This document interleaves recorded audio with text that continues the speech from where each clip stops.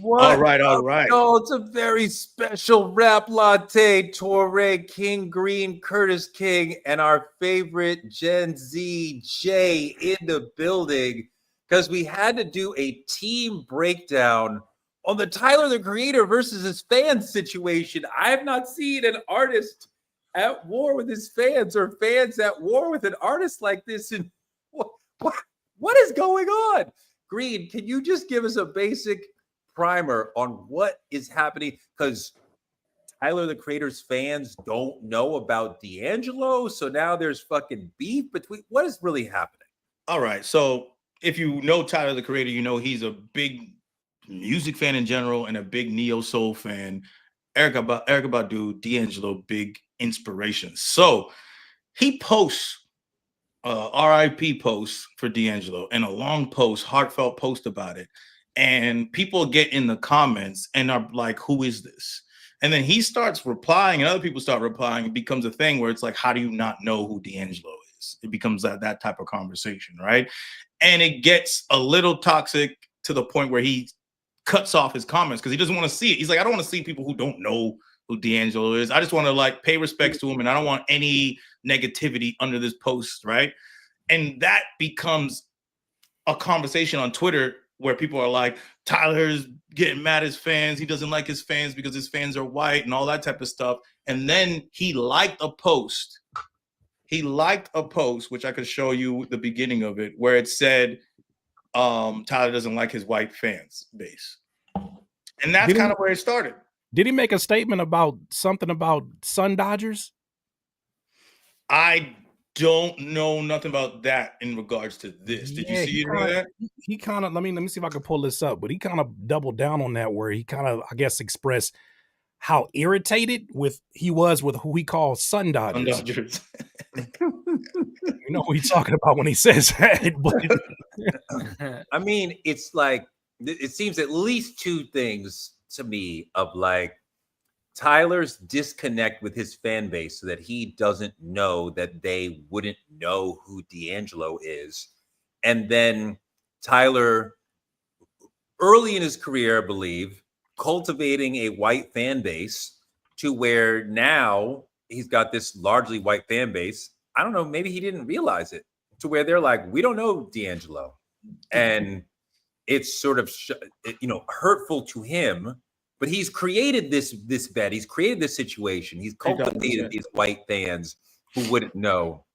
But also, Jay, who are these people who are like, I'm 25, 26 years old, and I love Tyler, so you're into music, but you don't know D'Angelo?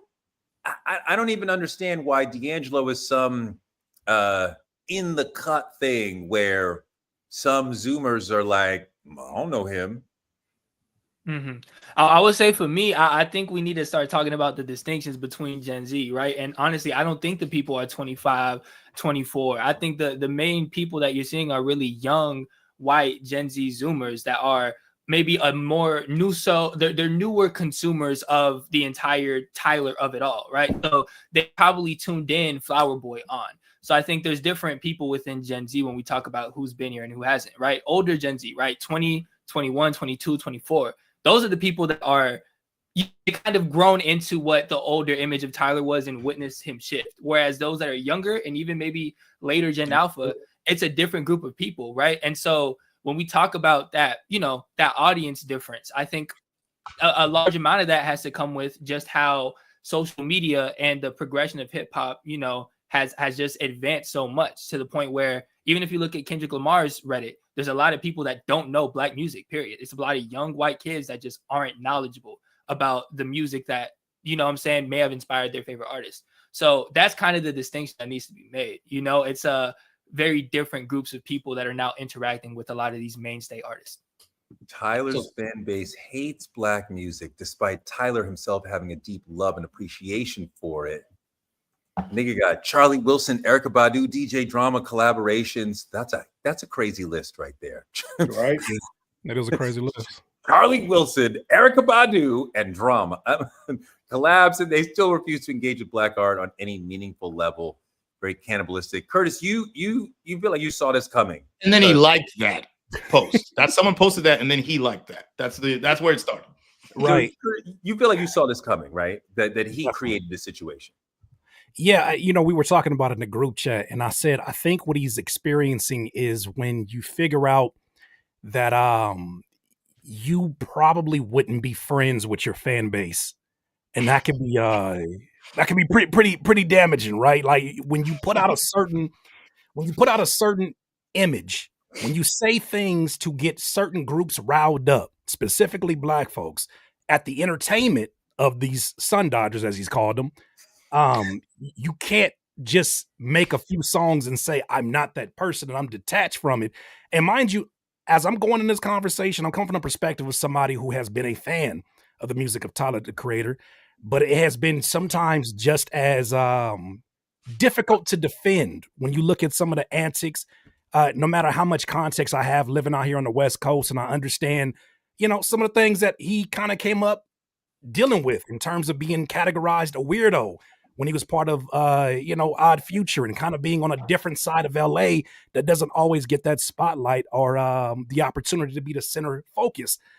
He went a different route, but that route was something that I didn't think about it until now. Like he says here, these Sun Dodgers are out of control, man. And it sounds like he's talking from the perspective of like, man, like can you believe these folks?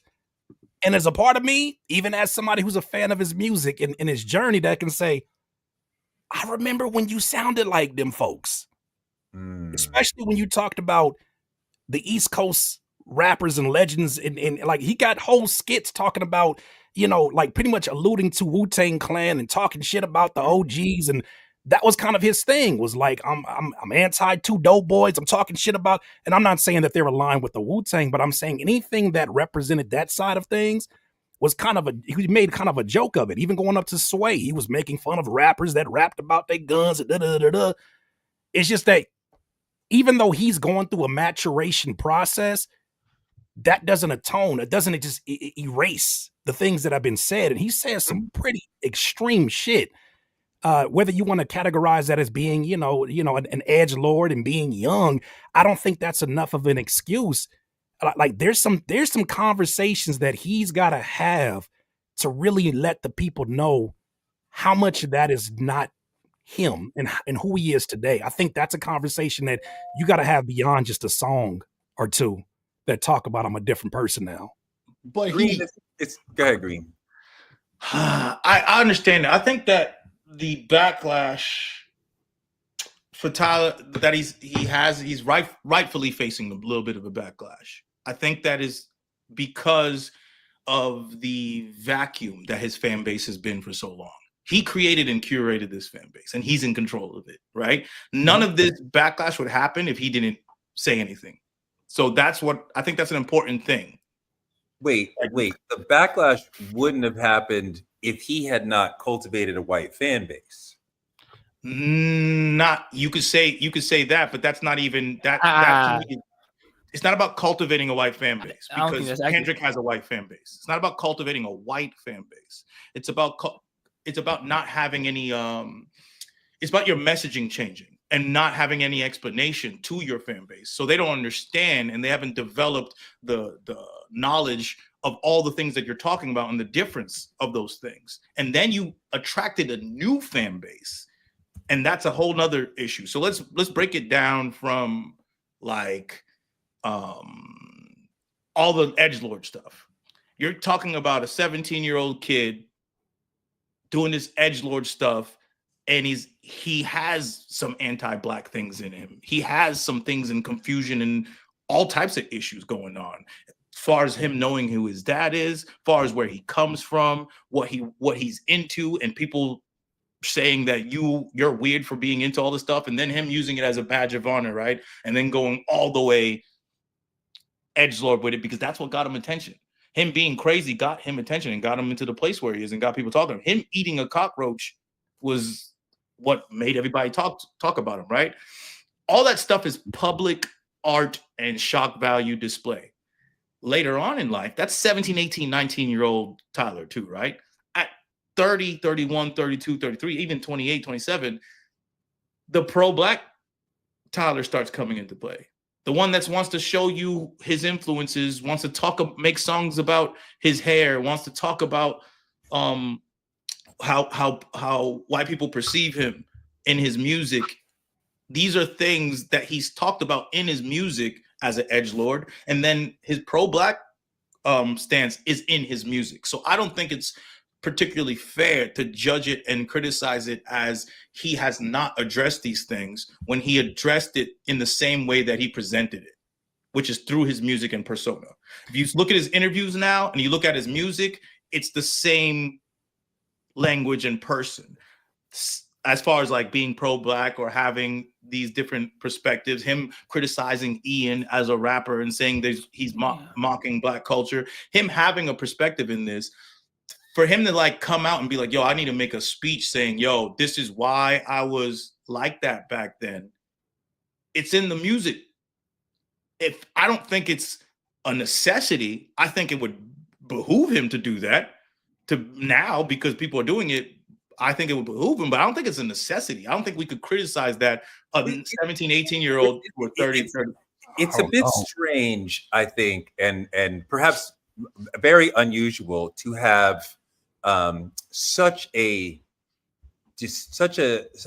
disconnect between the artist and their fans, right? I mean, like I think that the artists and the fans are usually in simpatico. I don't think you usually have the artist has certain things that they love, and the artist is trying to do something new, perhaps, but Tyler is just existing in his lane and talking about I love this giant, and his fans are like, what?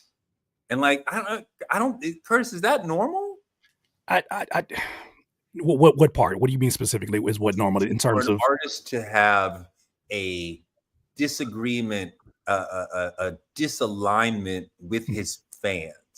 Absolutely. I think that happens to artists that, especially those who are like shock value type of artists that grow out of that shock value and want to make a very natural transition between this is what I was doing to get attention and entertainment. This is what I was doing to crack off. This is what I was trying to blow up with. And then it worked.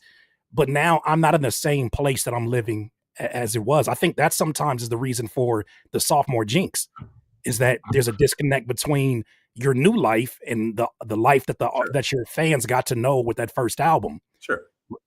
So that doesn't feel like that's a very new thing. But my thing is, to your point earlier, Kingery, is that I feel like you can't just address it.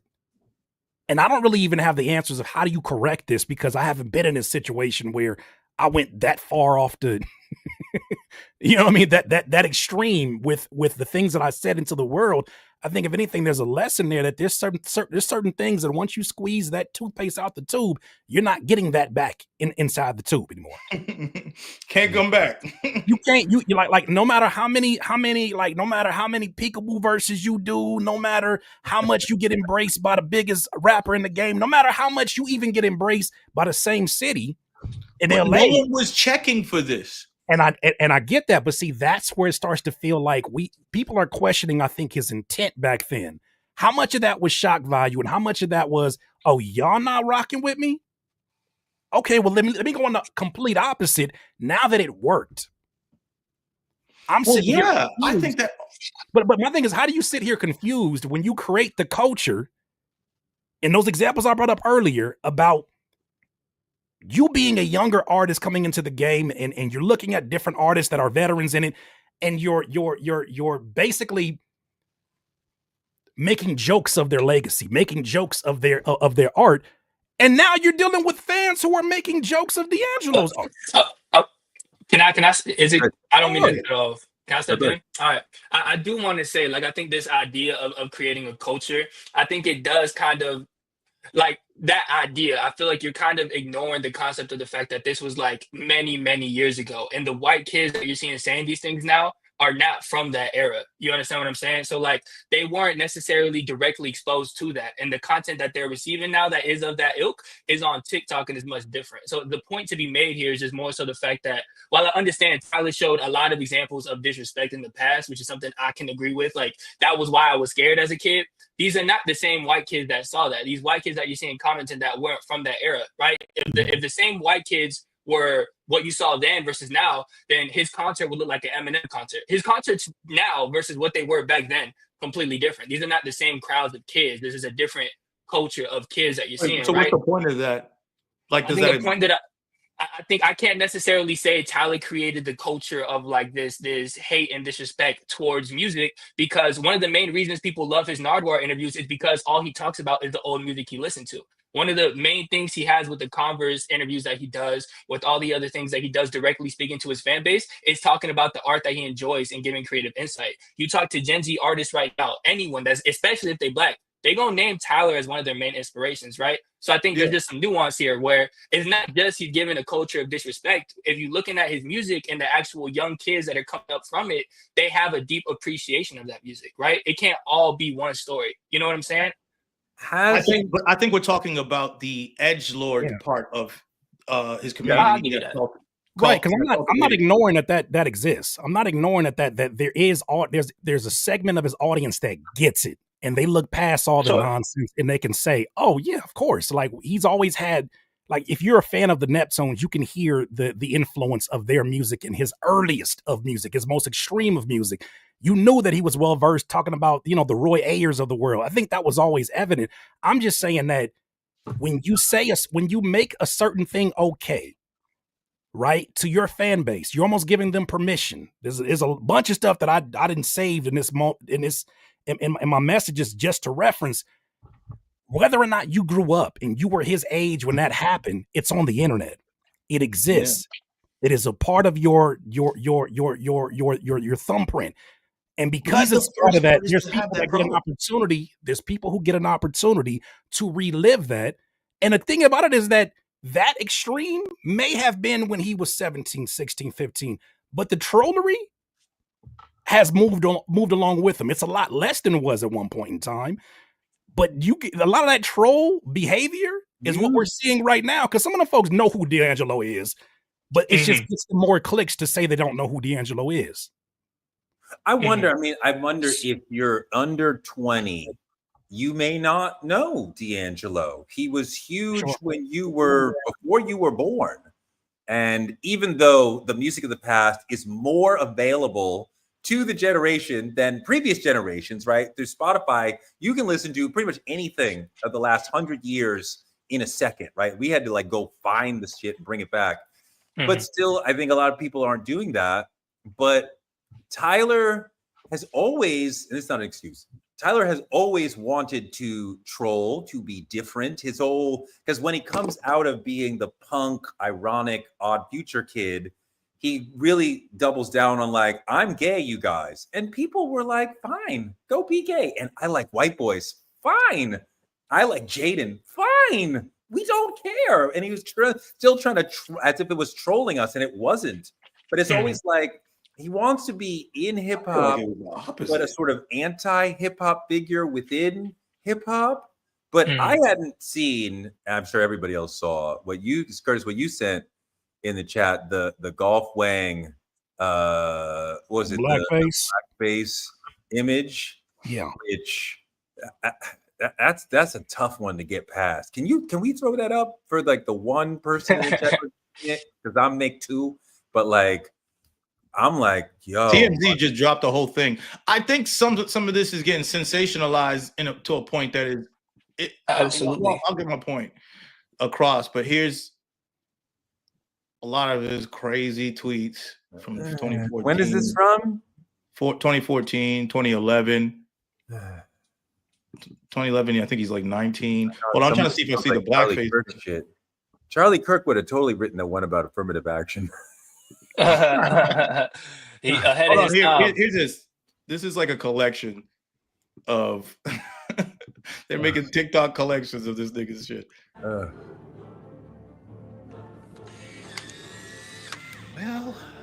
Well. Josh. Crazy. Oh. Yeah, there you go. Look.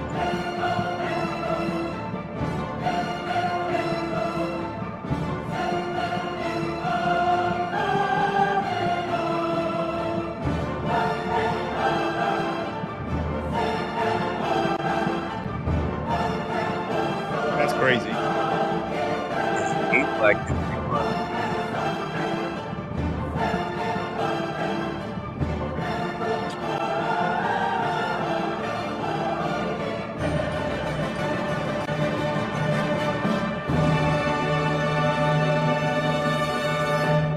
Do you use the N-word?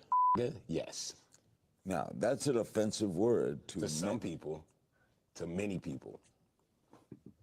Anyways, Jay-Z had the same conversation with Oprah about nigga. And Like, what are we talking about with nigga? Like, nigga, like, That's- I don't even know. I think a lot of this shit is some bullshit. Like, he definitely some shit you just shouldn't. I don't care if you're 15 or 12, you shouldn't say, right? Sure. Mhm. Some shit you shouldn't say. And I feel like there has been course correction because it's public persona, ego, freaking edgelord, shock value shit, Eminem shit. He wanted to be black. He was Bleminem for a long time, and I feel like we was accepting him as Bleminem, and he was over there. He's like, oh, that's what Tyler does. He's like that weird kid that does weird shit, eats cockroaches in the community. Then he starts making jams that we like. So now we all start fucking with him. Like black people start listening to him, start fucking with him, Flower Boy on, right? And more people. And then this is coming about, and then we're re-looking at his Bleminem moments, but we're not looking at actual Eminem moments that way.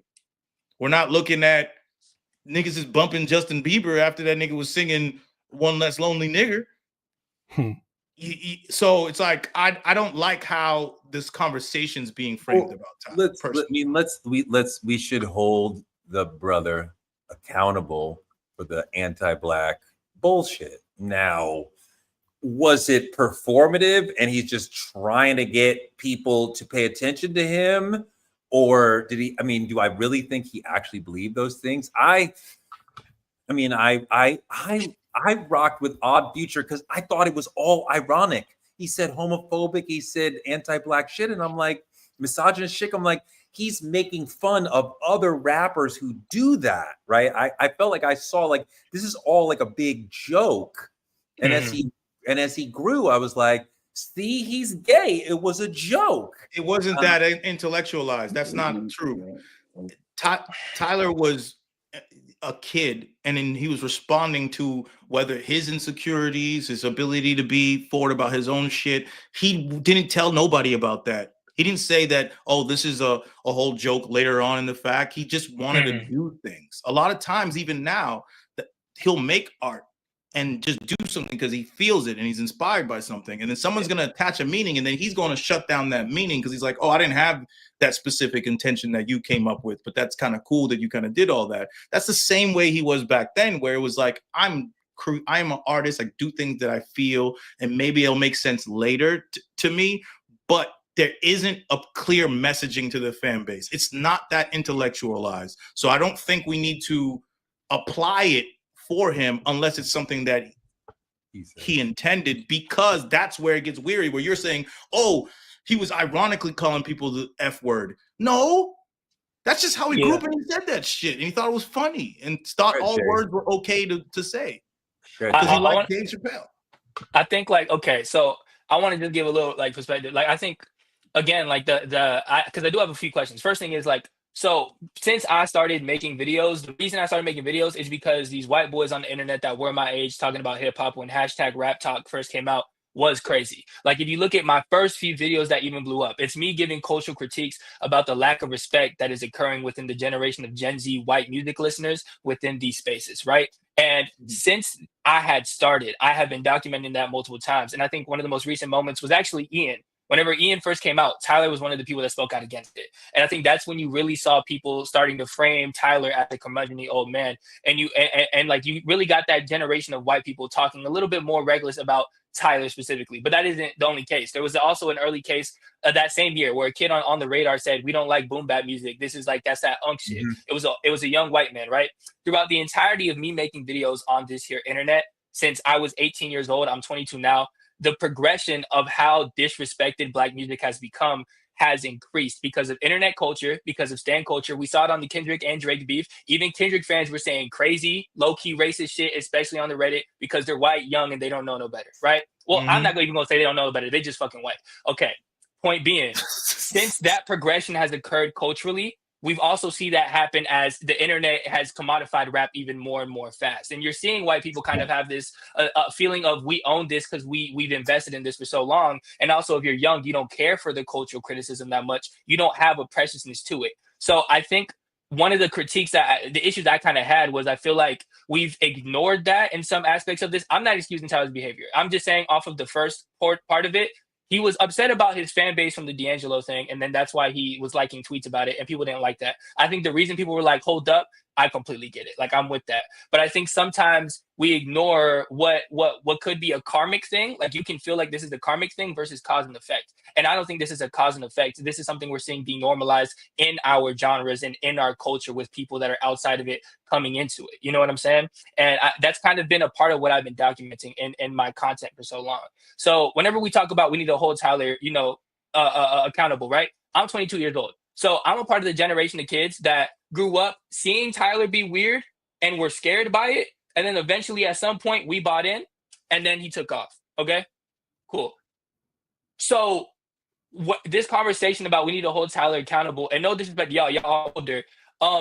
Where was this like 5 albums ago? We've held him accountable multiple times, but we still allowed him to become a superstar. He's had multiple Twitter things that happened, right? And I'm not excusing this. The larger point that I'm trying to make here is, as much as like we can hold somebody accountable, I think two things can be true at once, right?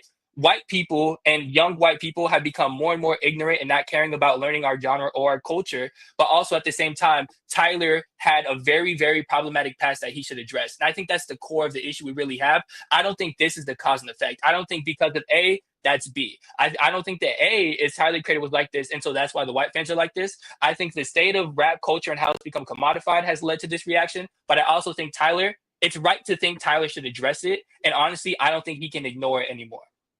One thing I wanted. Go ahead. Can I just say one or two things here, and I think it might spark up another conversation, but I'm gonna have to say it.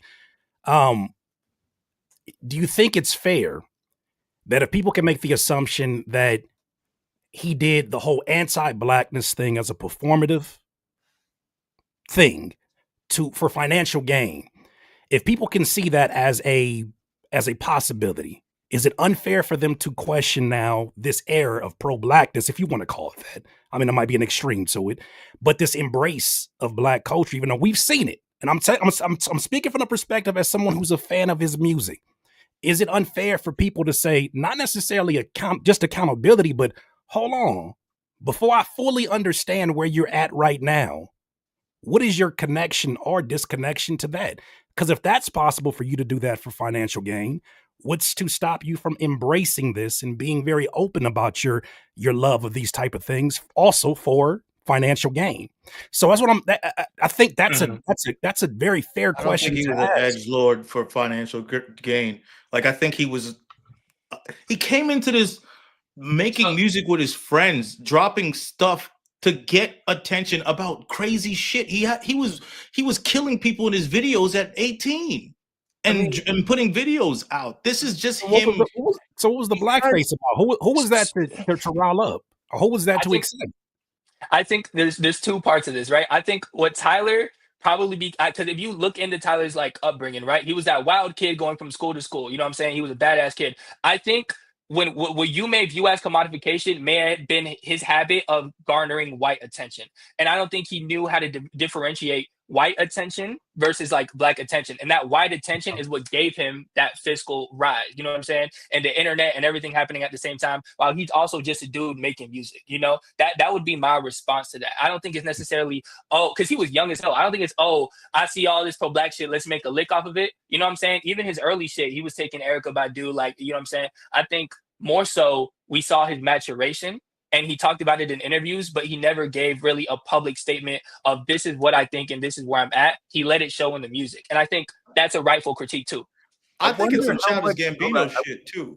I wonder how much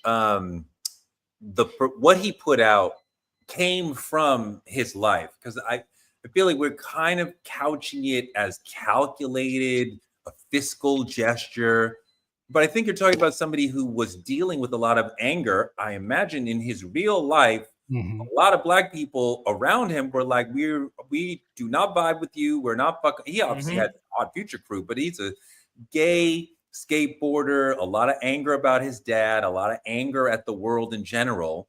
So he's like, the black kids around me are not fucking with me, right? And then what you put out, because he has some friends, right? He has some fan base. What he puts out is attracting white people because the way that he acts is not interesting to the black people around him. I think, Curtis, you were referencing this of like the LA rap scene, like early days was like, Oh yeah, one of the worst things you could be called, especially out here coming up as a rapper, is a weirdo. Oh, you from that side of the tracks. Oh, you on that weirdo shit, weirdo rap, huh? What does it mean? That you're not ingrained in traditional LA rap culture. Like you're not of that cloth. You're not of that. Oh, you were on that side of the tracks. You were, you know what I mean? Because it's a matter of geography. It's a matter of understanding of really a lot of street culture too. And LA gang culture and not having any kind of connection within that.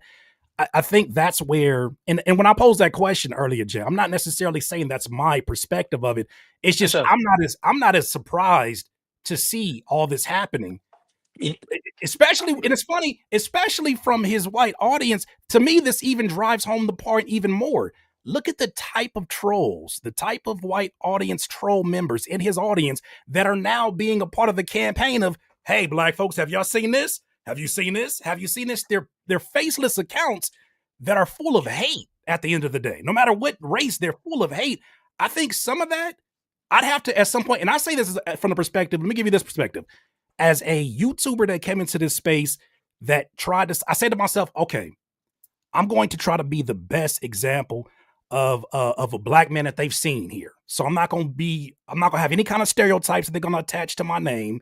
I'm going to be smiling at my thumbnails. After doing that for a year or two, I started to see the people that I were attracting weren't necessarily people who understood my journey. Yeah. They were looking at me like, oh, he's just like this. It wasn't connected to who I was, and I had the issue of I'm starting to attract people that I can't relate to. And there is an issue with that. If they're looking at you and saying that you are the only example of black experience that I have, and you are in that box, they feel like they can now make assumptions about other people or use you as sort of a proxy to start making cultural commentary on things they have no fucking place making. And I've seen that firsthand. So now I'm looking at what's happening with Tyler, and I'm like, I think he understood that very early on, the disconnect. But now it's even more so because look at what he's asking them with Don't Tap the Glass. I want y'all out here dancing. I want y'all out here. But it's like, is that the audience that he has attracted that's going to have an appreciation for these sugar-free type aesthetics that he has on certain songs on a project? Or is that what he likes and enjoys? And if that's the case, it's good this conversation is happening because now he can make that There's so many conversations in this topic has I feel like so many things that don't connect and are very interesting. And just like what you said right there about like did you do that, and what about these fans that are full of hate and stuff like that? But then that makes me agree with what Jay was talking about, is like that always existed. And Jay was talking about how TikTok, he realized that people are having this growing disrespect. There's not a growing disrespect. It's been here since the beginning. Like the music industry has always disrespected black music, and it's never gave it its credit, and no one cares about it. I look at this. There's someone who probably just saw this live right now, came in here and said this dumb shit. Black people are obsessed with white people. We never ever talk about y'all. Yo, turn on Fox News, bro. Wait, the we is Have white. you been on Twitter? Yeah. About black. We shouldn't even address him specifically. Hey, NFL Network, my nigga. You know what I'm saying? Yes, White people are absolutely obsessed with black people. Like, what the fuck? Culturally, politically, we talk about white people because we need to save our asses because we need to protect ourselves in white supremacy. No, saying that while in a black space, and I'm not sure what that person was, but saying that in a black space, in a black conversation, kind of contradicts your whole point, don't it? Yeah. You on a show called Rap Latte talking about how black people like What are we that's doing? what I want to talk about. But let me is part of what we're talking about here our disgust long term with the white fan base that exists within hip hop and how it changes the genre in ways that we don't like. That's the real frustration. I agree. That's I think the core of it. You know what I'm saying? Because like you said, Green, this always existed, right? White people have always spoke that way for sure. I think the point is though, we don't have enough people that are maybe as culturally, you know what I'm saying, informed that are also actively gatekeeping online because they have been outnumbered. You get what I'm saying? Like it's just become so much of a mega machine that now the main voice that you see, now the main voice that you hear, now the main financier it's people that are not of the culture or educated on it. Like I'm speaking as someone that's been in the hip hop space for 4 years as a, you know what I'm saying, as a youngin. Bro, all the main media corporations that you're seeing, not even, I don't want to say that, main digital pages that are hip hop centered, most of them are white. You know what I'm saying? I remember there was like a whole conference that was about to happen. It was about to link up in New York, and everyone was mad because none of the hosts were black. It was like I don't remember who the people were named, and I know a good amount of them, so I'm not gonna say nothing. But it was putting all these heads, and they're like, "Bro, where the black people at?" They canceled the whole event because no one was black. But that's the point, right? The main people making money in this space, even though it is black people in here. And I remember FD made a video. I love the FD, but he made a video talking about how there isn't black Gen Z voices talking about it that don't care. That ain't true. They ain't paying us. You get what I'm saying? They ain't watching us. They don't really give a damn what we got to say. Bro, I've been in this space for a minute. I can point to who the people are, but these young white kids are outnumbering us. You know what I'm saying? And quite honestly, there's only so much you can do in the algorithm-based state of the culture. You get what I'm saying? It don't matter how right you are, how educated you are as a black person. If it's enough white people liking, retweeting, and looking at everything else, then that's why Twitter looked the way it is now in the hip-hop space. You get what I'm saying? It's only so much you can do. Jay, it's getting even worse now because now you're talking about. I was watching a video the other day about how you could be one singular individual and have access to over 20 burner phones with the size of like a laptop. Where you have instead of you know those old burner, the old bot farms they used to have where they showed a bunch of phones on the wall. Mm-hmm. They broke it down to where you even just need the device inside the phone and you can put it in like a drive. And so you're basically, I say all that to say that you could be having a conversation with somebody and then 20 other people jump in and make you feel like could I be this wrong? No, that is somebody literally botting a campaign and argument. So I have empathy for y'all because y'all about to deal with folks who are not trying to play fair. They're not trying to have one-to-one debate. They're really trying to push an agenda and they have the machinery to back it up. Mm-hmm. It's a culture war. It's a culture war, quite honestly. And that's like when we tie it back to the Tyler debate, I think that's why there's certain fans that are black. You see them kind of being passionate about it just because like, while the internet can look a certain way, if you go to these spaces, these events that Tyler has, if you go to these concerts, if you interact with the people that are of it, if you actively listen to the art, then it's kind of a different story, right? That Tyler that was 2011 with the hateful audience and everything like that, saying the F slur and stuff, that's not that today. There are many, many queer people that come to these gatherings. There are many, many black people that come to these gatherings that are unapologetically black and queer. You get what I'm saying? And that's a result of the art and how they respond to it. And the community of Tyler the creators ain't really 2011 no more. And I think that's kind of a big thing that you see these people arguing that are passionate about it. But I think at the same time, we can't excuse what he did too. You know, it's just like, we gotta differentiate the algorithmic side of this and like the internet part of this along with the cultural thing. That's my point. And this specific issue, like I want to get more into that conversation, but even this specific issue, like we said, it started off with him just appreciating D'Angelo. Right. Appreciating D'Angelo isn't even the same conversation that we're having. He said, "Hey, yo, rest in peace, D'Angelo. I really love you," and that turned into you put a minstrel show on your t-shirt. No, you skipping a step. It's the folks in those comments saying who? Who's D'Angelo? The who like, that energy is important to the narrative for sure. But that who shouldn't matter. Let's talk about the who part. That's what I'm saying. Let's talk about each part on its own part. Let's talk about the reaction to black music in general, right? We should never cared and we never did care. Because when it gets popular, when it gets stolen, like jazz, blues, country, we move on. The idea is at hip hop, we stapled it as no, this is from the Bronx. And it's so ingrained within blackness, you can't separate it. Whereas they separated blackness from blues, country, and jazz and rock and roll. They separated that from those genres. You cannot separate blackness from hip hop. They're trying to. You can't separate it, but I do think about there's a time when 80s and especially 90s and some of the beginning of the double O's, that so much of hip hop was a conversation about what happens in the hood, right? Some of that was what's happening with the war on drugs and the crack epidemic, but it was that black CNN thing. I listened to a New Jersey rapper and I get a sense of what life is like in New Jersey. The cars, the paint, the dogs they like, you know, the slang they use versus, oh, here's a guy from St. Louis. Here's a guy from Oakland. Like, this is a different culture there. And we've definitely flattened out, right? It's far less regionalized. It's far less, this is what's going on in my world. It's far less a conversation about what's going on in black communities. And like, yes, the dominant performer remains black, but it's far less of a connection to the black culture and community than it used to be. And you wonder at what point does it start to become a little bit more Post Malone-y, a little bit more Jack Harlow-y, right? Like they're Wait, someone said this in the comments, and I agree with it. Black people rock with Post Malone when he came out more than Tyler. So when we talk about, you said more than Tyler? Yes, when White Iverson. What year is that? What year is that? White Iverson. On that first record, White Iverson, when a lot of us didn't know he was white and didn't know he looks like he needs a shower. Yes, bro.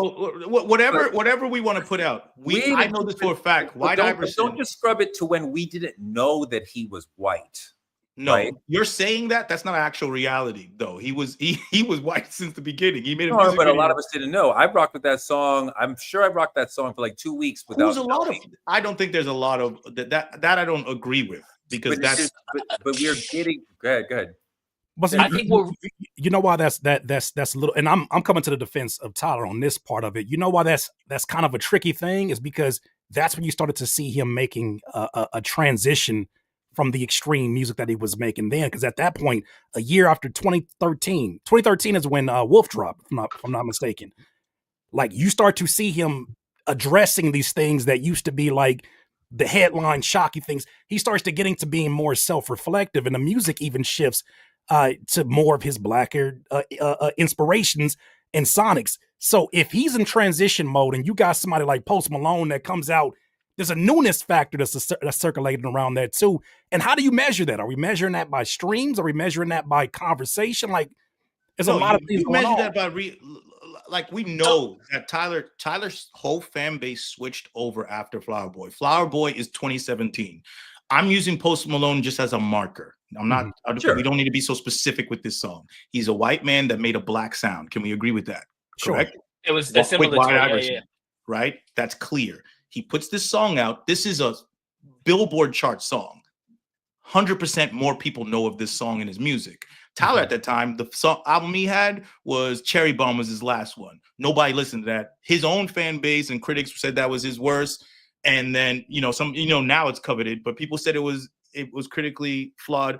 And then it also didn't do well chart wise. 2017, which is a year after White Iverson's doing all its thing, he switched where he's going. What I'm trying to say is in that hot zone of the 2014, 2015, and all these people that are coming in with the Lil Uzi type stuff and all these homogenous hip hop, we don't even know what your messaging is. Right. You just make black music. That type of sound got very popular in 2014, 2015. And I'm saying all that shit was way more popular than Tyler Creator, right? Okay. And it was that's all I'm saying now. Yeah. That's all I'm saying is that all that shit was way more popular than him. And we not even us as a community is not even checking for him. We just know him. I think overall the point I'm trying to make is that hip hop is gentrifying, and it is happening much more slowly than the other genres that we created that you referenced. All the other genres we created all the genres, but like everyone. We saw this gentrification happen in the other ones. So we move on to something new. Hip hop is dealing with something a little bit different for a lot of reasons, but we are not like moving on to a new sound and a new culture like we did with all the other ones.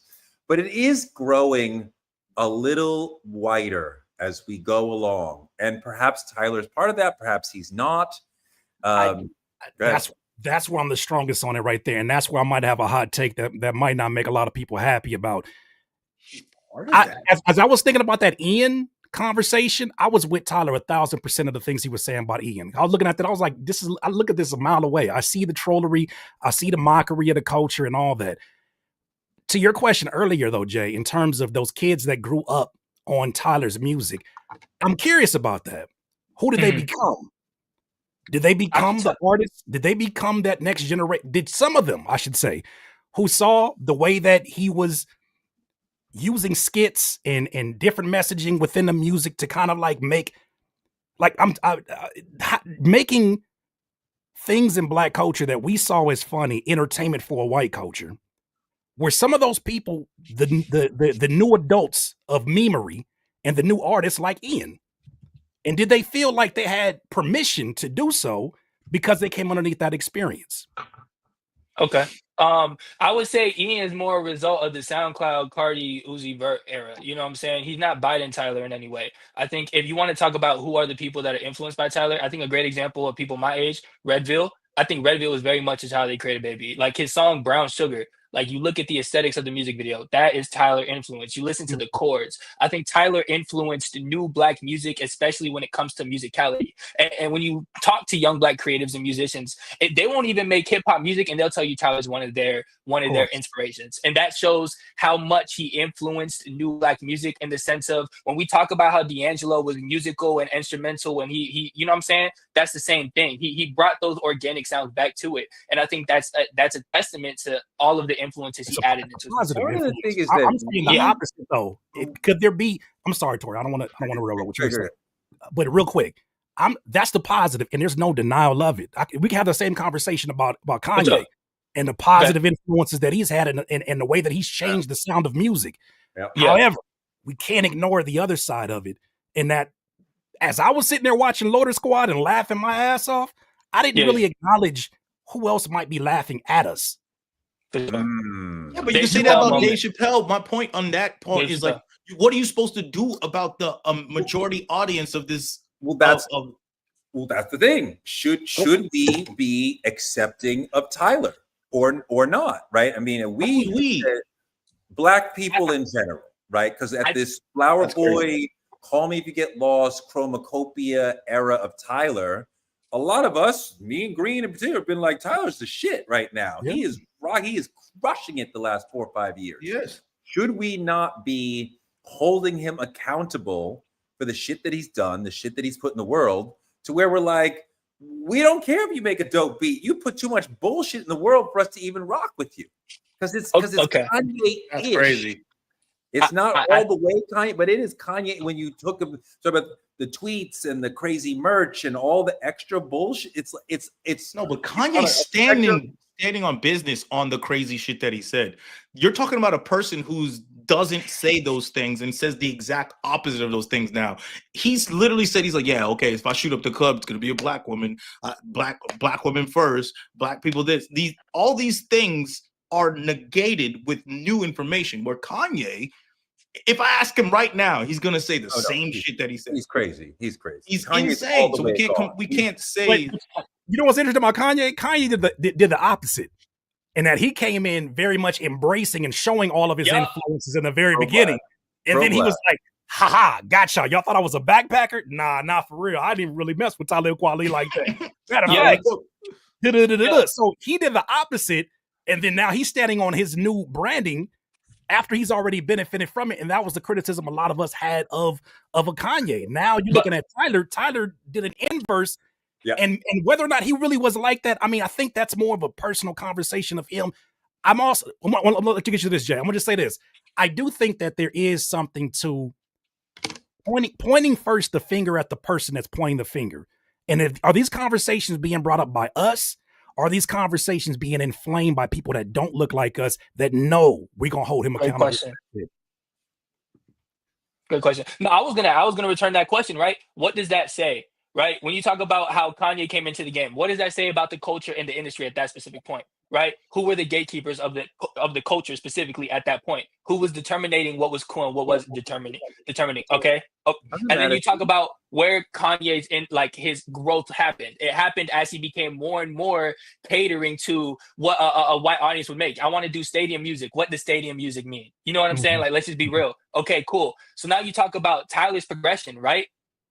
Even then, right? If you made music that was more, you know what I'm saying, like receptive to a white audience, and you acted a certain way that was more receptive to a white audience, you were gonna grow. I think that says something about Tyler in terms of his growth, right? I can't really dig the idea that he was making more black music because there was and I know you're not saying that, I'm just saying that it was more financially, because making white music has always been profitable. Whatever we call white music, that's always been a thing. I think that says more.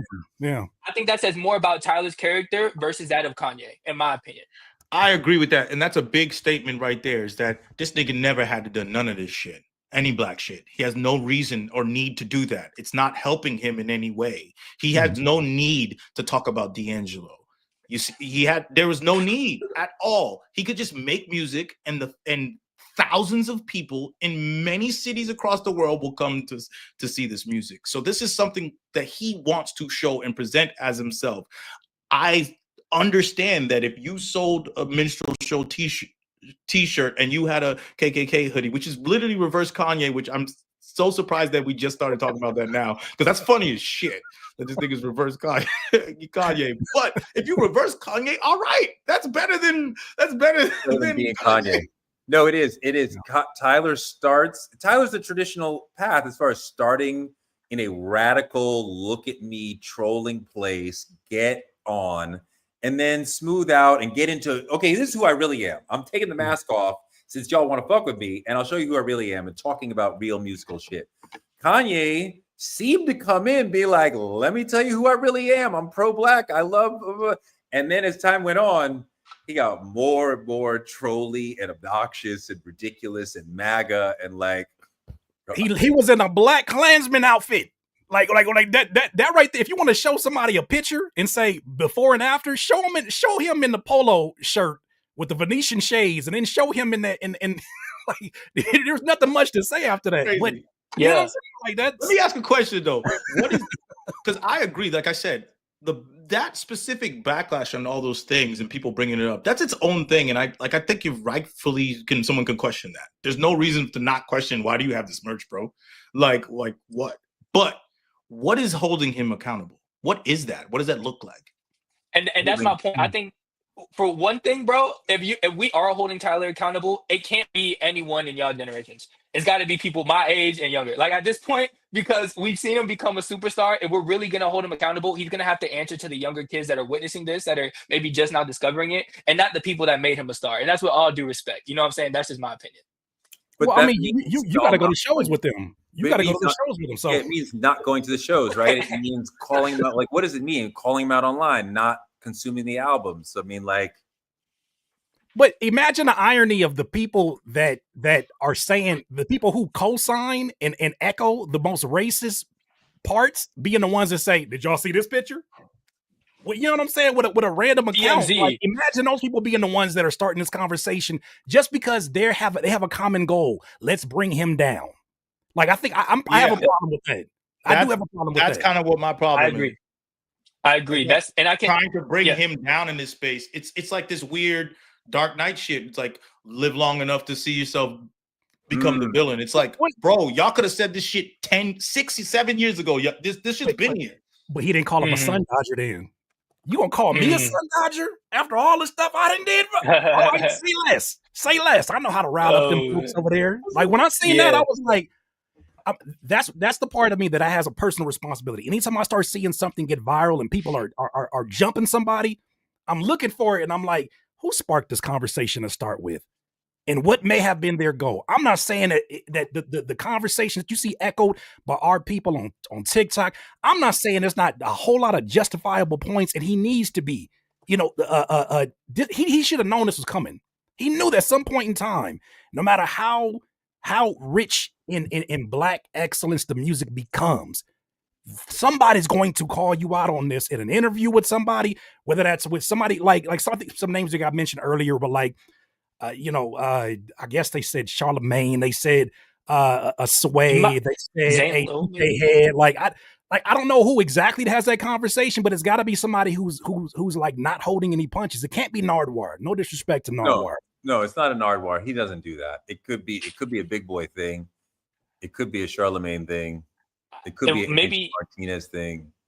Y'all know Elise, the Elsie. schoolboy. Yeah, Elsie, yeah. I feel like that'd be a great person.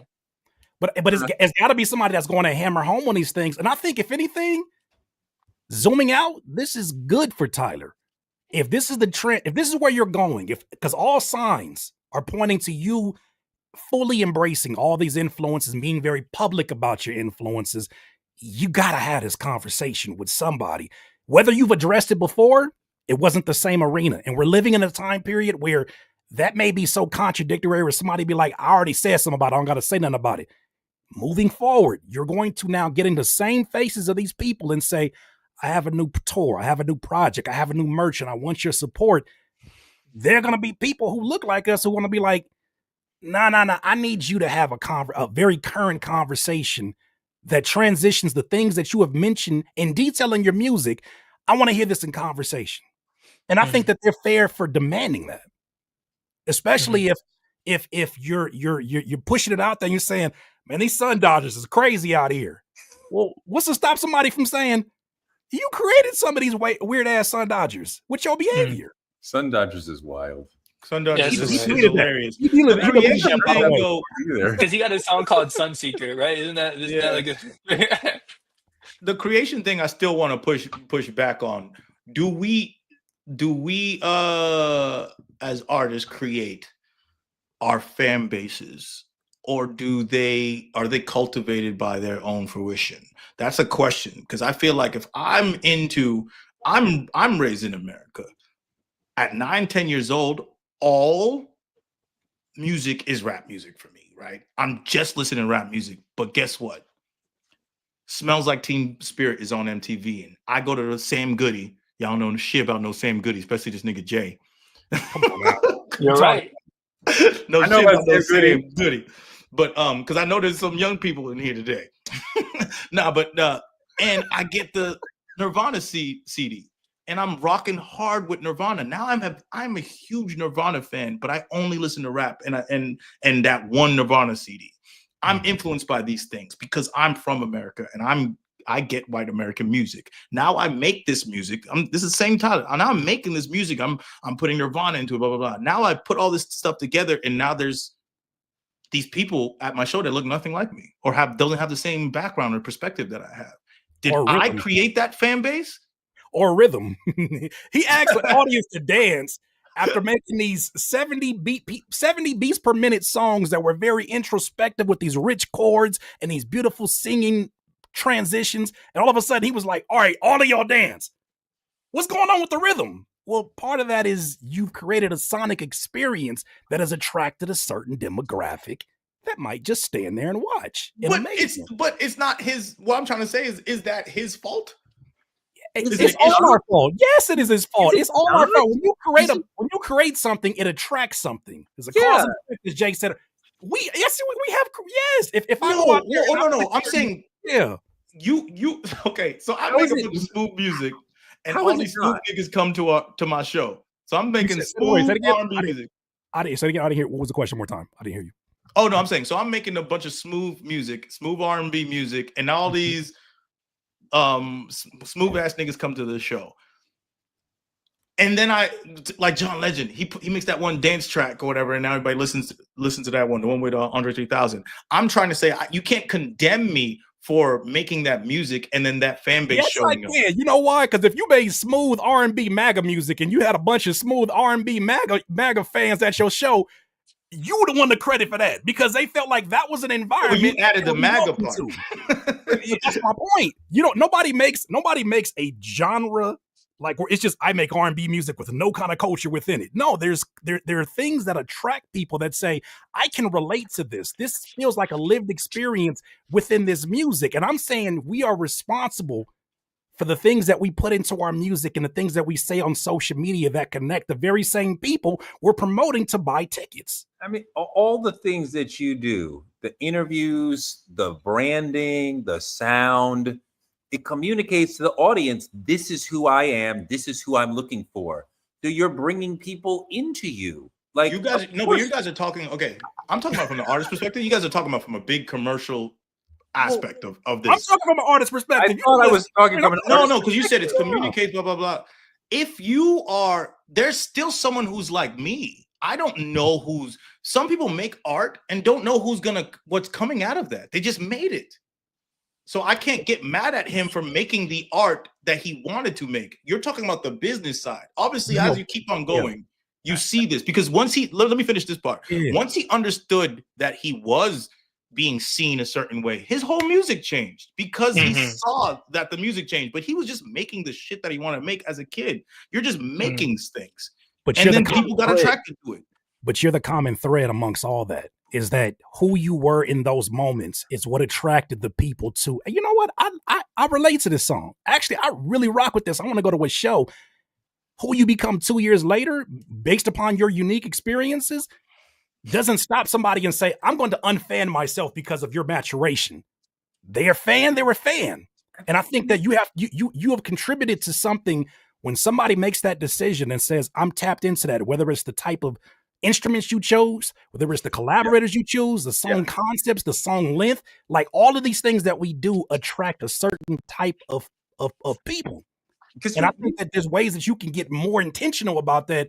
And I think those are the dangerous ways people are calling into question today for Tyler. You're not creating in a vacuum. You are creating from the creations that you like. You put yourself in different situations, a concert situation, a at-home listening situation with, people in the comments, whatever, where you felt comfortable, right? You felt welcomed in these spaces. So when you go to make music, you're building off of, I felt community here when I was rocking with whoever. When I went to the Gambino show, when I went to the, Steely Dan show, I felt community with those motherfuckers. I went to the fucking Grateful Dead show. I did not like those motherfuckers. I do not want to be in community with them.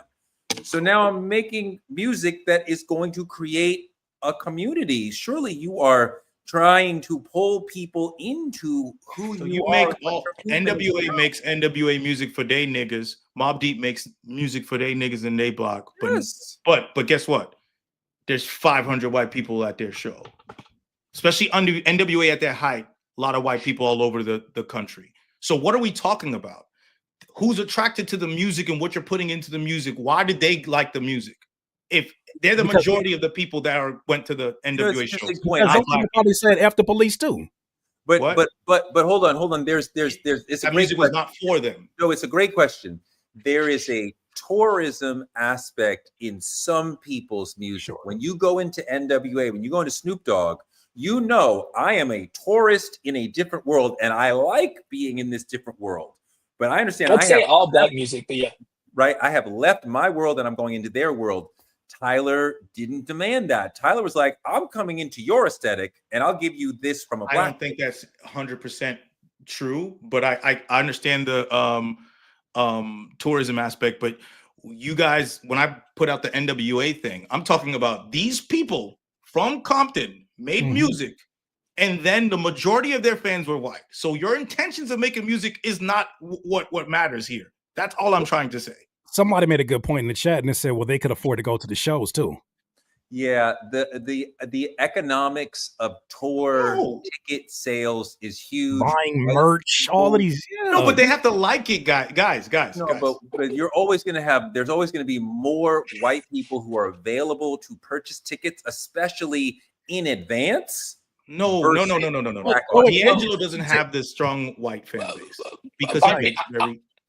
I'm lost. Like, what is the greater point here? No, I'm genuinely trying to understand. No.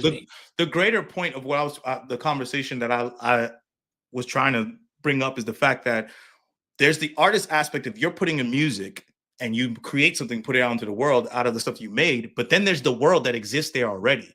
We cannot just, you were trying to say is like, we can't change the white American world that we live in, the mainstream world. Things are going to happen that you are not in control of. And that's what I wanted to point at. You are not in control of your fan base. Are you not in control of? I understand that we're gonna be on opposite sides of this, even as artists. We're gonna be on opposite sides of this. But do you think there's a possibility that you have any control? Yeah, I think. I think artists have they're involved in any control over who. Because I tell you this, when I was making songs about being broke, I attracted a lot of broke people in my shows who couldn't buy merchandise. Because when I said, That's real. Even though I'm feeling bummy, man, a ratchet steel jock, and they said I can relate to that song, Curtis, because I'm broke as hell. I would buy your T-shirt right now, but we going through it right now. Yeah. And then as the music shifted, all of a sudden people had money for merch now because I'm attracting other audiences. So I feel what you're saying, because I've heard Pharrell echo this when he was talking to Rick Rubin. He was like, we make the music and the people choose us, and I'm grateful that they choose us. I get that, but I do understand that we have so much control over every decision that makes up the DNA of the songs we put out into the world.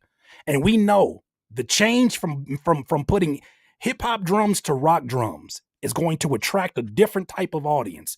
I'm not saying that we do that intentionally in the process of it, but we know, like, we make something that's gonna be like, I don't know if my folks gonna watch this right here if I do this. Especially what you choose to wear signals to the audience who you are, and signals who should like you, who should come to you. That's more important than anything else, and that's not music. That's the most important thing, is the visual thing, because it's a visual language that you're telling someone, this is what I look like. So if you look like rap but you make rock music, you might attract a whole different other fan to a music that usually wouldn't be there. If you look like rock and you make rap music, now you attract a whole different fan. So that's the thing, and that's what I'm trying to say, that's outside of the music that you're making. You are cultivating your audience. You are responsible for the people who come in. There's not a random relationship between the people who come into your shows or come into your fan base. You are cultivating that and creating a community that is either comfortable for them or not. And then I think you have less control than we're giving. That's all I'm trying to say. You have control over the music, but you don't have control of the people that are coming through that door. If you make, I don't think Tyler. Go ahead. I don't think Tyler has ignored that dynamic though. Like, I think Tyler, when you watch, like, as someone that grew up like post Flower Boy, and even like I knew he was, I was just scared type shit. You watch the Nardwuar interviews, you watch the Apple Music interviews. He is somewhat taking account of the fact that this is my fan base, and I'm gonna turn them on to things that are more challenging. That I want to show them things that are more musical, and I want to show them more black shit. Like, that is something that Tyler partially does respond to in his music. You know what I'm saying? And I think like I think a grander point too that I wanted to make. I just completely lost it. Never mind. Take me off the big screen, bro.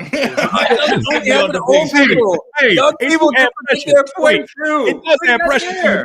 Hey, Jay, you're not the only one. When that thing zoomed in, I said, hey, man, chill out. Like, relax.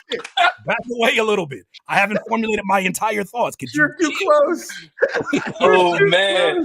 What was we just talking? Oh, yeah, okay. But look, a big thing, too, when we talk about who someone's attracting with their art. Let's really talk about who Tyler attracted with his art. Who were the very iconic people that loved Tyler's art early? You want to talk about Pharrell. You want to talk about Ye, unfortunately, Ye. You want to talk about MF Doom, Mos Def. You know what I'm saying? There are people that were, I see you, right? And there's a black creative aspect to this, where black creatives have kind of always seen something in Tyler that they resonated with sonically through the art, that they always connected with too, right? So when we talk about who someone's trying to attract with the art, let's not lose sight of that too, right? There are kindred spirits regardless of what you are. And I think that's important too, because what you are and how that coincides with it is a big part of Tyler's discography. He's kind of always been in conversation with his blackness and his creativity throughout that entire career. And I think that's important too.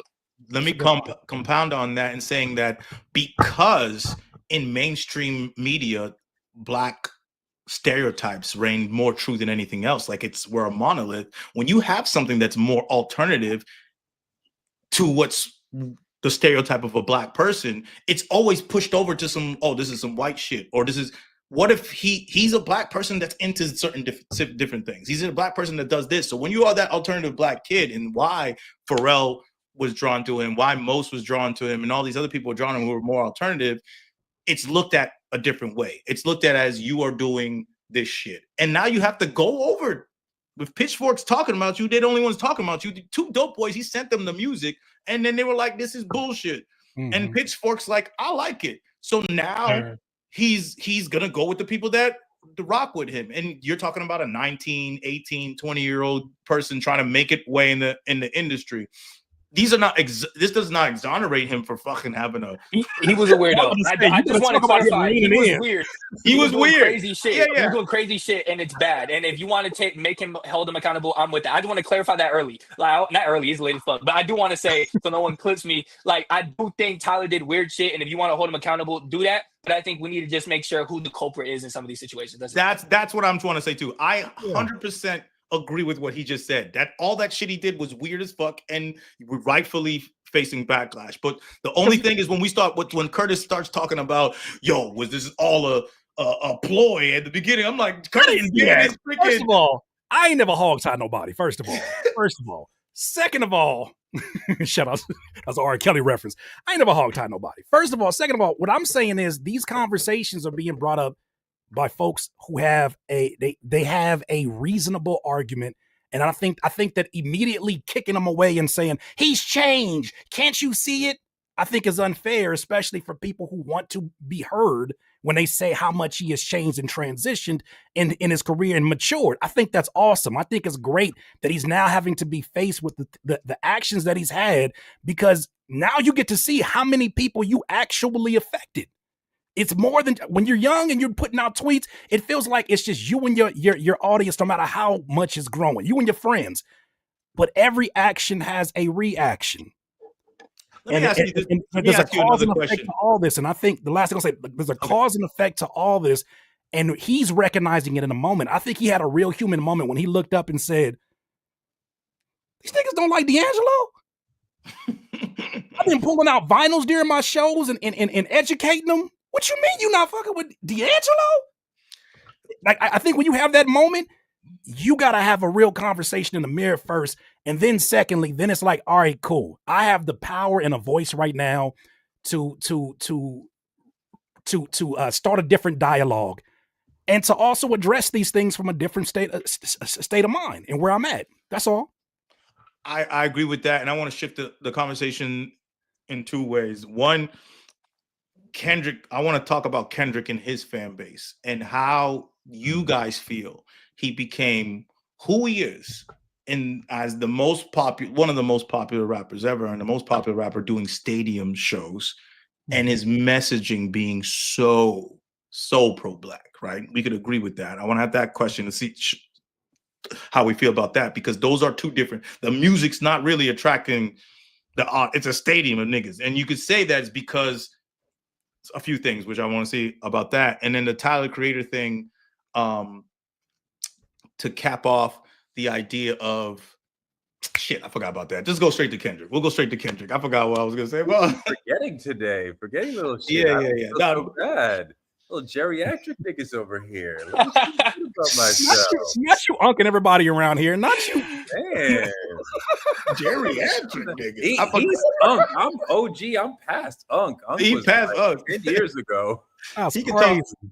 But anyways, let's speak on the Kendrick fan base and why it resonates and how it kind of broke through. It kind of reminds me of Public Enemy, who went on tour and lots of white people would show up because the music is rocking, the tourism dynamic that we talked about, the ally dynamic that can come up in a situation like that when you are a black political leader musically. But what some white people are like, I appreciate the education. I appreciate, the freedom fighting nature, the revolutionary nature of what you're doing. I want to rock with you. And I think that they understand Kendrick is pro-black, and I accept that, right? Tyler does not make them accept that, right? Maybe recently sonically, but like lyrically, he doesn't really get into that.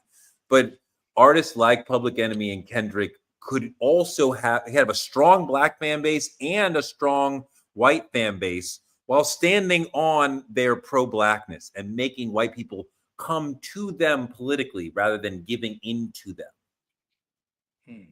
Mm-hmm.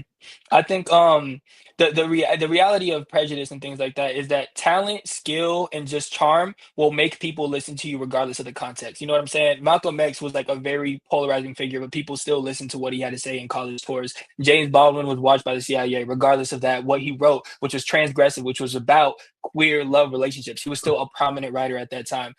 Kendrick Lamar, you know what I'm saying? What he was writing was very much anti-establishment, and he was just talented enough to have white people put up with it to listen to it. And I think that's the reality of racism. If you can commodify it, or if it just gives you enough attention to at least listen to it, you're just gonna tune in a little bit. You know, that's just the aspect of the human condition, because someone's giving you a message so good and so well orchestrated that you're gonna tune in and just at least listen through. And then that leads to different audiences giving different opinions, and that led to his growth, in my opinion. He was just talented enough. He was just revolutionary of an artist enough, in my opinion. Yeah, I think that there's also a lot to his consistency in his message, right? Even though he has evolved as a human, Kendrick has evolved as a human, evolved as an artist. There's been a common thread in terms of who he feels like he's speaking for and speaking to. No matter how great, like even when you listen to GNX, there's a lot of moments. And you talk about Luther, and you talk about just the having that as the sample choice. He's just found a more advanced way to make sure that the message still stays very, very tightly knit. When you think about the stories in Reincarnated, at the highest point in your career, you're telling a reincarnated story. You don't have to. He's already solidified based upon his resume, and he's put out songs that show who he's for, but he's choosing to do that and then take that on tour. Like when I was at the show, I was in amazement of the songs, the DNAs that are still getting bigger reactions, sometimes even than Humble.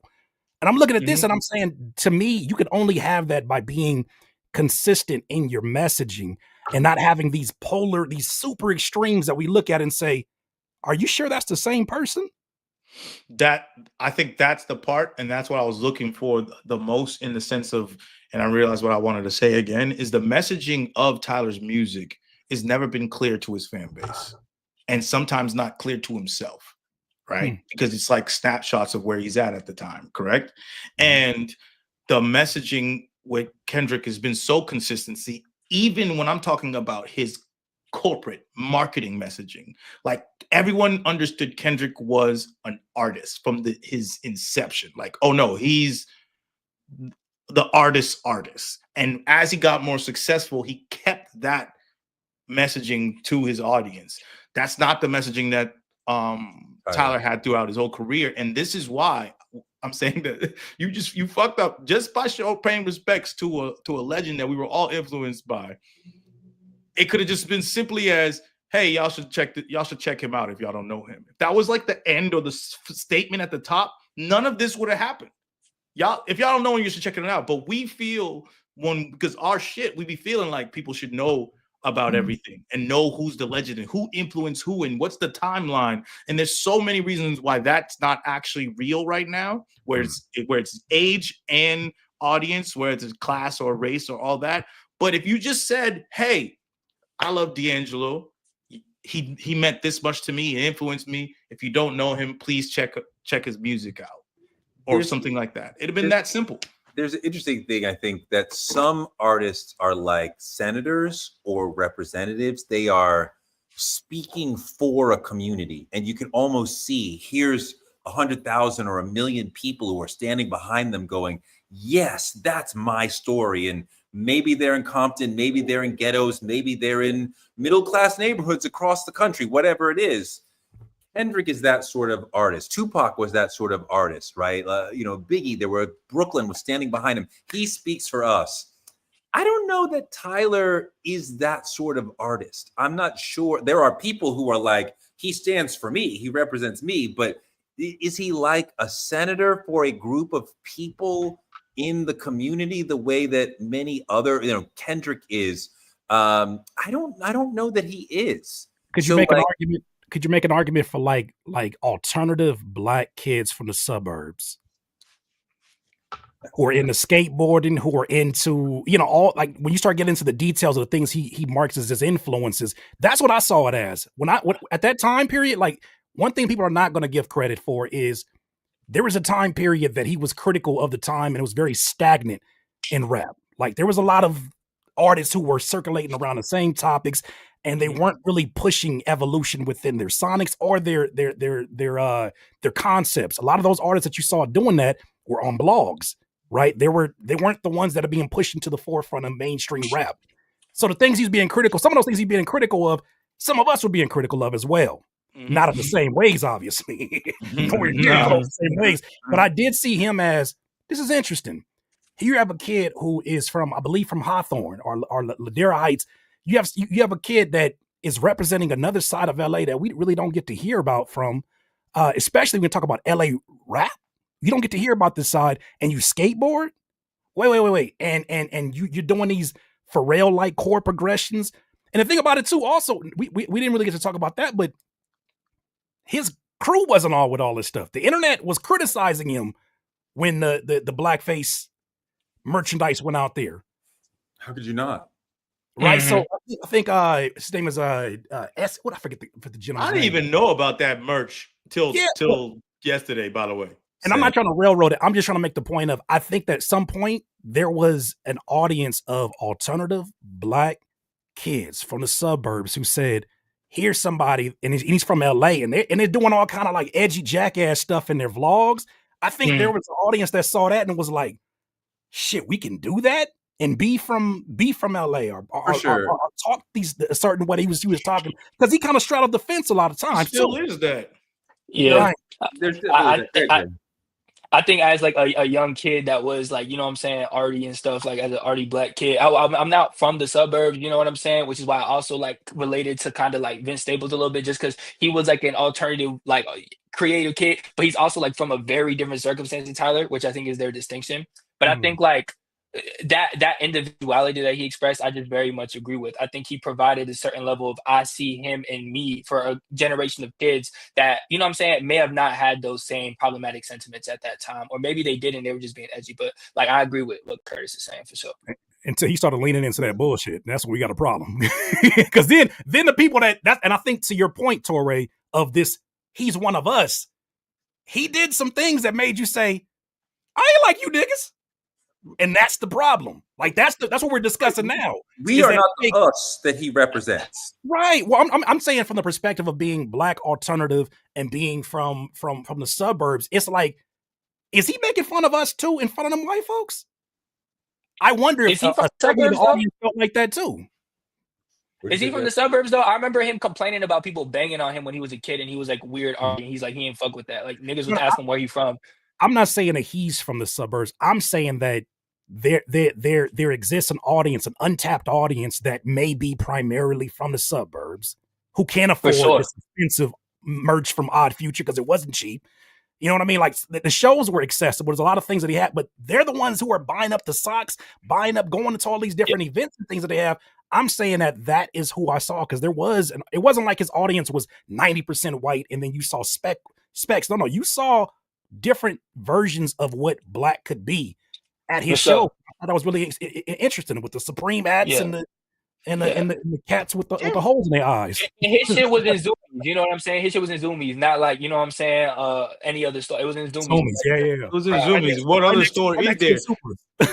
We also got to talk about the difference because when you're talking about mainstream America, they have different groups of white audiences. Like we're talking about this like, it's like, oh, you have white fans or something like that. It's like all rappers who are successful have white fans. Like that's just how that works.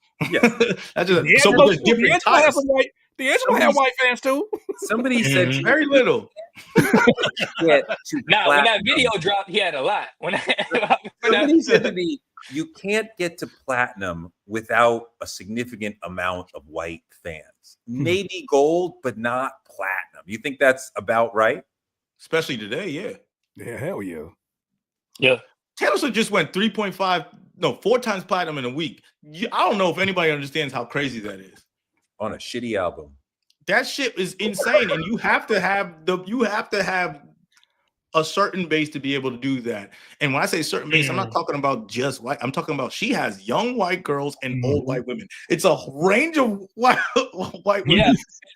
But peep how she got there, right? Only white people will think, oh my gosh, we have to stream an overwhelming amount because we know what the numbers we got, we can get her up there. Like she has a dedicated white fan base that knows there's big and as a determining factor to the market that they know if we just all lock in for like a day, she's number one. That's different.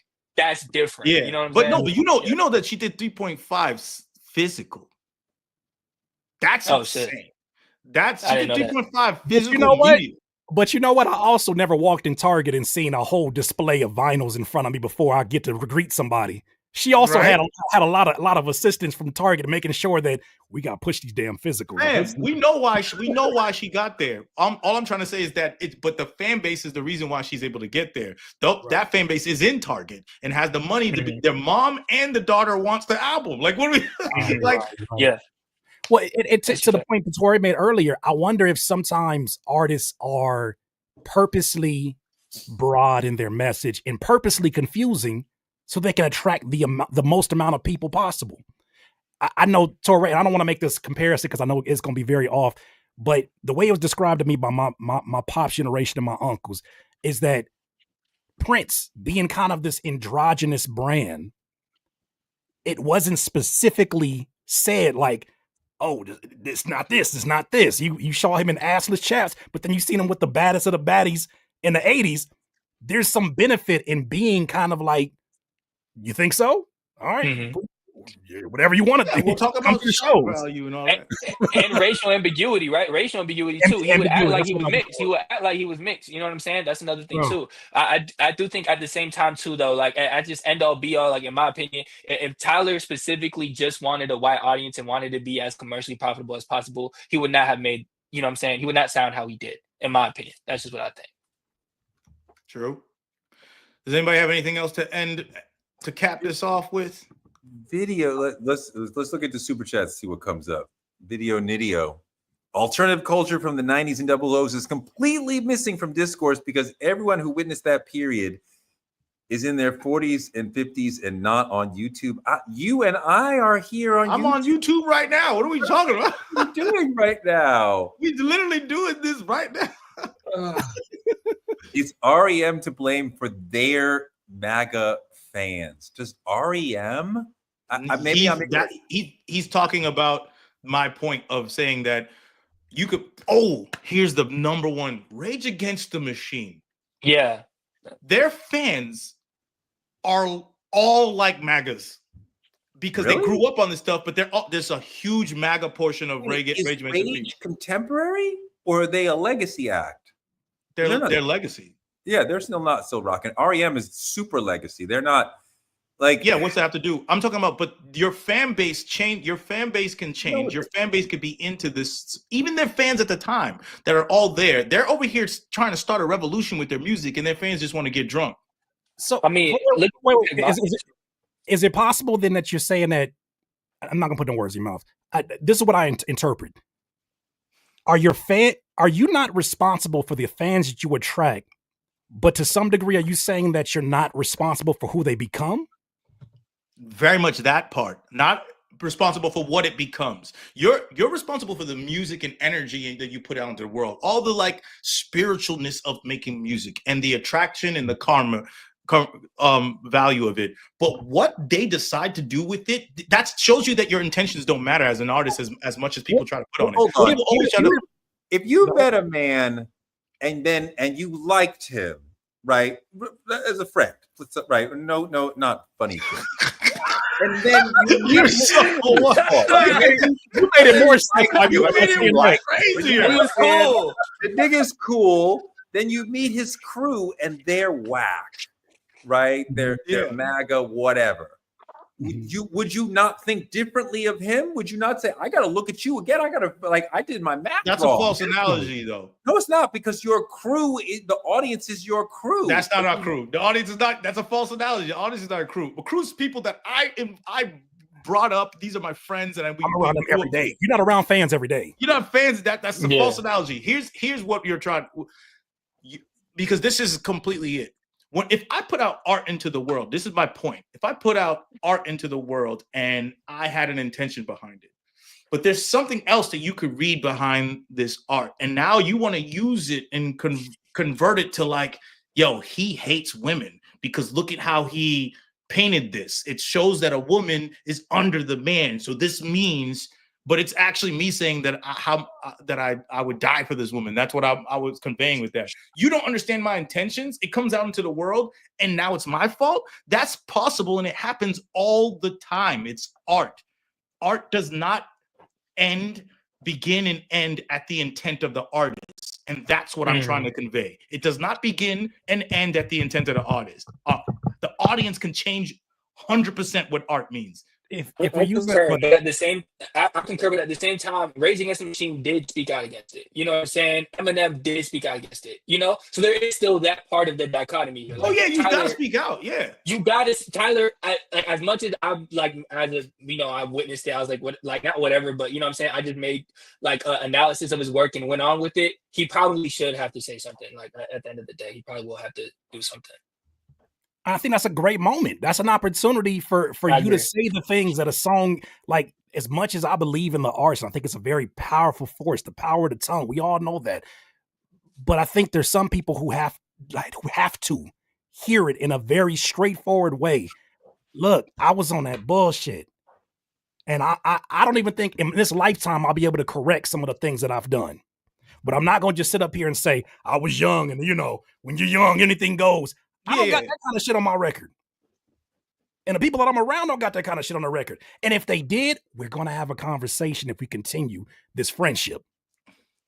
And I think there's some people that are like, if my friendship or my relationship with you is financial and I'm supporting your shows and I'm amplifying your music, let me make sure that I know where the source is to the best of my ability. Because there's some things now that I'm seeing with a new lens.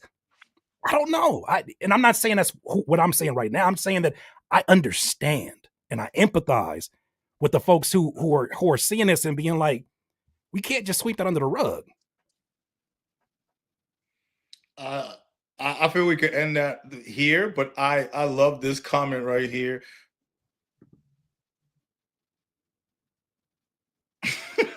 You don't even have responsibility. Bullshit. Bullshit. If I make 20 videos about how to clean a Panasonic Lumix camera, I know I'm gonna attract people who like to look at camera content. If I make 20 videos about but do you know how they feel? Do you know how they feel about women, black people, or okay, LGBTQ community? If I'm the Labubu content creator who leans in to my very machoistic ways of looking at the world, and I say certain things that are like dog whistles, I'm not surprised. Yeah. You see the whole manosphere thing. A lot of those. No, you're okay. If I get merchandise with blackface on it, I know who I'm bringing to my show. They might be I'm not exonerating him, but they sprinkle in enough so that the toxic men know, oh, this is the place to be. It's not. I get what y'all saying with that. And where all these races come from? You just did a dog whistle. This off topic, but I know Lionel Boyce. He's the guy that was in the news in the KKK picture. I know he glad no one talking about the bear right now. You know what I'm saying? He not getting held no responsible. He cool. He cool. Good for bro. You remember that KKK picture? No. The Tyler in the Clan hood. Okay. You haven't seen that? Yeah. I don't know. There's if I have, actually. You didn't see that? We late now at this point. So we're about to have a lot more heat. That's what I'm saying. Like, there's a difference between, like you said, the ambiguity, because that exists in a lot of artists.